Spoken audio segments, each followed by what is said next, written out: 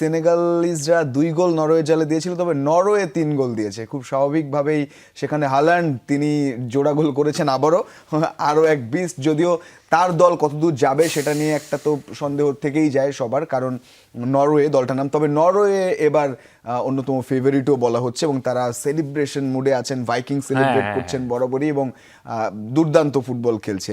Erling হাল্যান্ডকে নিয়ে কি বলবেন আসলে? না, আর্লিং হাল্যান্ড তো আপনার মানে হি ইজ এ মেশিন, মানে গোল মেশিন, আপনি ডাইরেক্ট বলতে পারেন গোল মেশিন। আপনি যদি তাকে ধরেন 1-to-1 থ্রো পাস দেন, সেটাকে সে দৌড়ে যায় বল ধরে ইজিলি 1-to-1 গোলকিপারে কাটিয়ে গোল দিবে, নাহলে 1 টাচে ফিনিশ করবে। ইভেন দো আপনি যদি তাকে হেডে দেন, সে হলো সবচেয়ে লম্বা এবং তার heading power one of the best এখনকার ফুটবলে। আসলে তাকে আপনার কিভাবে আটকাবেন এটা প্ল্যান করতে হবে। আর তা ওর সামনে কে খেলে? লেফট সাইডে খেলে আই থিঙ্ক নোসা, তার ডান পাশে খেলে সল্ট, তার উপরে খেলে অডিগর। তো তাদের যে এই কম্বিনেশনটাই আপনার তাকে আগায় দেয় এবং তাদের মুখস্থ আসলে হাল্যান্ড কোথায় রান করবে, আমরা কোথায় পাসটা দিব।